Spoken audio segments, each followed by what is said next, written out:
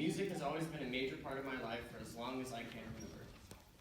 In the early stages of developing a senior thesis project, I was influenced by my passion for music and its connection with art. Throughout my life, I performed vocals in many different bands along with performing. I also created artwork and designs that captivated the emotion and energy found in our music. This inspired me to pursue graphic design throughout high school and college. I wanted to create a thesis project that helped young students experience the connection of making images for music.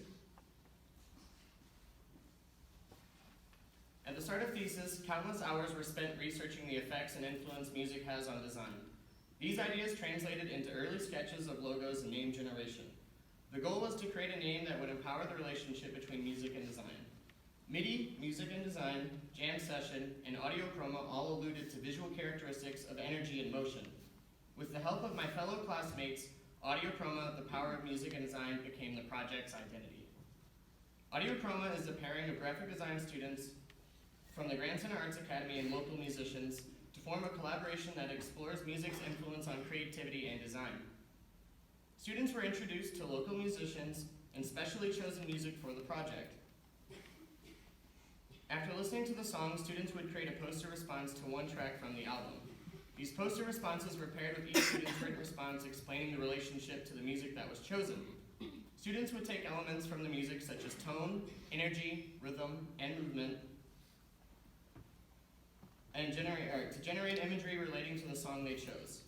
Israel Binder chose the song Let It Kill Me by Justin Hubner, and his poster response contained imagery of a bird whose eyes generated light to see through a dark and stormy environment. This idea is meant to signify maintaining hope in the darkest of times to prevail. Rebecca Stern also chose Let It Kill Me, and she illustrated the story of someone who started from a low point and was able to climb their way through the struggles they faced to achieve success. The final student results were showcased in a gallery event in the Fine Arts Building at UMSL. Before teaching the Audio Chroma project, I created many versions of flyer concepts for the gallery event to encourage and excite the students who were participating. These flyers were handed out the first day of class. After meeting with teacher Caitlin Munguia from the Grand Center Arts Academy, my first day of teaching had arrived. For the start of the project, 4 local musicians shared a track of theirs with students and discussed music's important role in art and creativity. By passing around band merchandise, the musicians were able to discuss the relationship of music with design. Students listened to audio tracks on computers while thinking of their poster responses. Students created rough sketches of imagery, participated in mid-process and final process critiques for the poster designs. Once the poster designs were completed, students were assigned to write a response explaining the imagery they created for their final poster results. The written responses were as powerful as the art they created. The results were incredible. The students created imagery and associated it to a single track or the entire album.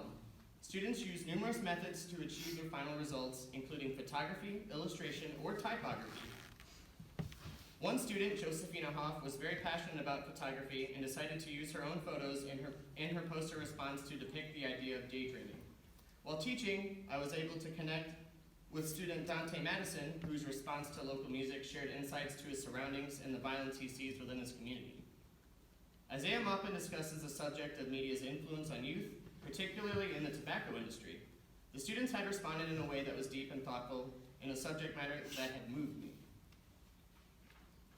Now that the students had finished their posters and written responses, it was time for me to begin working on the Audio Chroma exhibition design. The final logo design for Audio Chroma was complete and would translate into the flyer for the student gallery event. This gallery would contain the students' posters, written responses, food, and live music to bring everything together.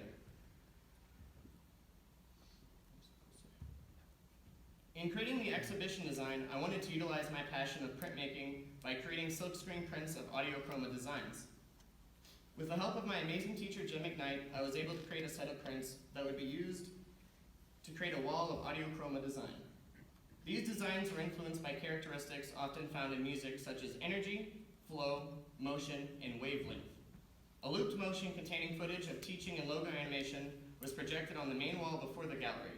Live music was provided by Keith Copeland, who was one of the participating musicians in the project, and food was donated to the event from Pappy's Barbecue.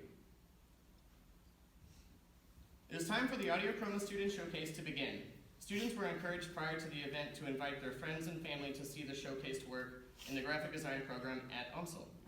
Students were able to meet our design faculty, our peers, and friends at the gallery event to discuss their posters and written responses. In spite of the ice storm that paralyzed St. Louis in December, the show opening had a great turnout and was a responsive event. I'm happy that this project enabled high school students to make their own art and to explore new mediums and methods. These kids were so thrilled to show their families their work. The entire project and teaching experience has been documented through photo, video, and audio recordings. I created a website to showcase the students' posters, written responses, and the music that was provided by local musicians. Feel free to listen to the soundtracks yourself and create a design response of your own. So now I'm going to take you to the live website really quick.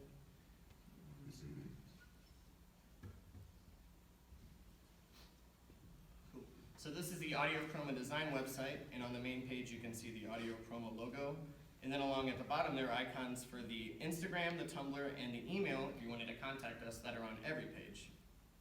If you go to the Audio CHROMA tab, you can get a brief project description of what Audio CHROMA was, as well as the music files that were provided by the musicians. In the Student Responses tab, it gives a brief description of what the assignment was that the students had to accomplish. On this page, you can also see the students' poster responses as well as the written responses for the results.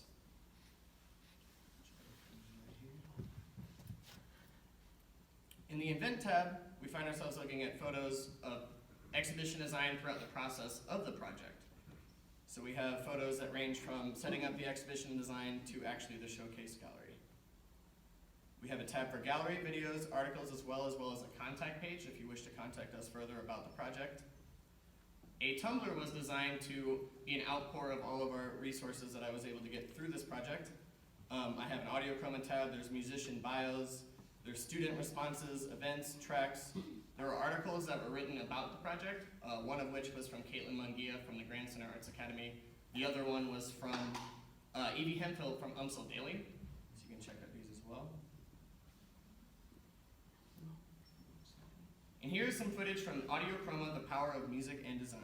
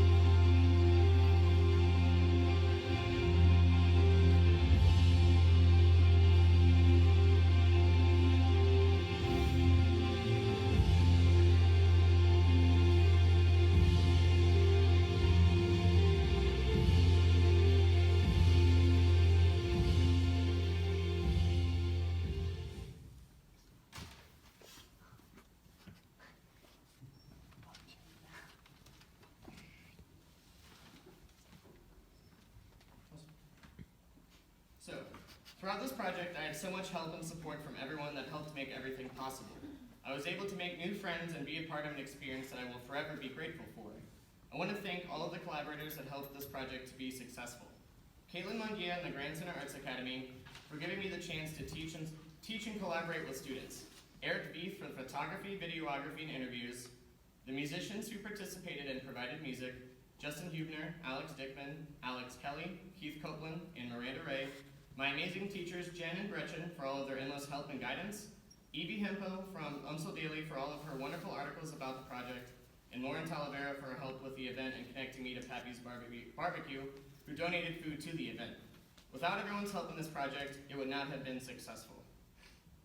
Thank you everyone for your time and support. Are there any questions?